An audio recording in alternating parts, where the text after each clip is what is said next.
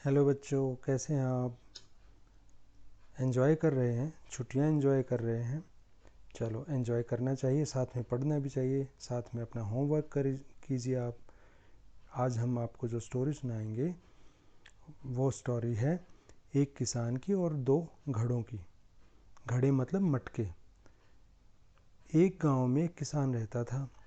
वह रोज़ सुबह झरनों से साफ पानी लाने के लिए दो बड़े घड़े लेकर जाता था, जिन्हें वह डंडे से बांधकर अपने कंधे पर दोनों ओर लटका लेता था। उनमें से एक घड़ा कहीं से फूटा हुआ था और दूसरा एकदम सही था। इस तरह रोज़ घर पहुंचते पहुंचते किसान के पास 1.5 घड़ा पानी बचता था। 1.5 मीन्स 1.5, एक पूरा और एक आधा। 1.5 घड़ा पानी बचता था। सही घड़े को इस बात का घमंड था कि वो पूरा का पूरा पानी घर पहुंचाता है और उसके अंदर कोई कमी नहीं है। दूसरी तरफ फूटा हुआ घड़ा इस बात से शर्मिंदा रहता था कि वो आधा पानी ही घर पहुंचा पाता है और किसान की मेहनत बेकार हो जाती है। फूटा घड़ा ये सब सोचकर बहुत परेशान रहने लगा और एक दिन उससे रहा नहीं गया। उसने किसान से कहा, मैं खुद पर शर्मिंदा हूँ और आपसे माफ़ी मांगना चाहता हूँ।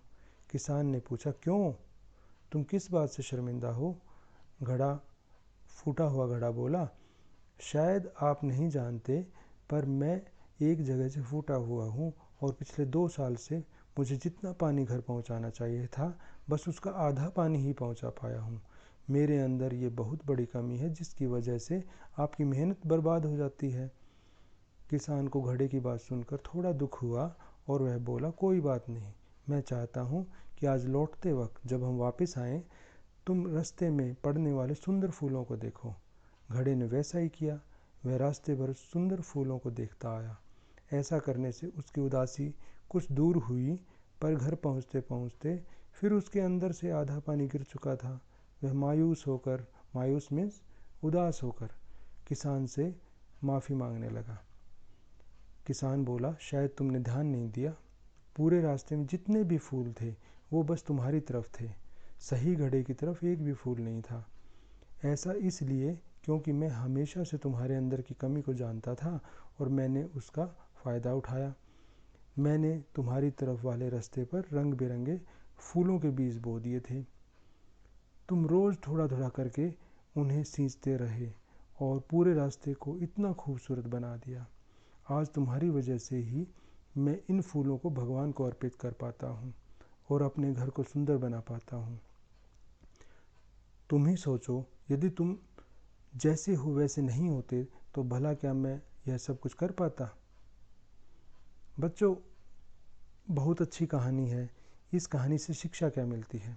देखिए, आजकल बच्चे ये सोचते हैं कि मैं गोरा नहीं हूँ, मेरी हाइट ज़्यादा नहीं है, मैं मोटा हूँ, मैं ज़्यादा पतला हूँ, मैं स्मार्ट नहीं हूँ।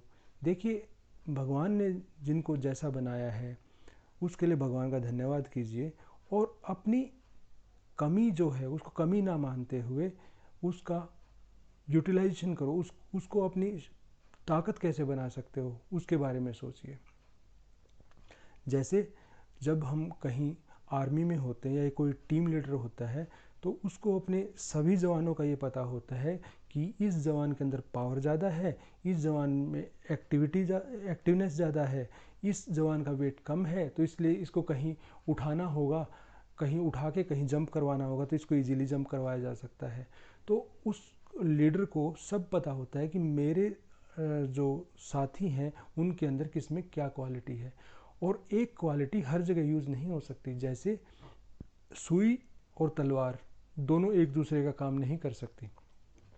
सेम वे जो ये स्टोरी है इससे भी क्या पता लगता है हमें, हम सभी के अंदर कोई ना कोई कमी होती है, पर यही कमियां हमें अनोखा भी बनाती हैं। यानी आप जैसे हैं वैसे ही रहिए।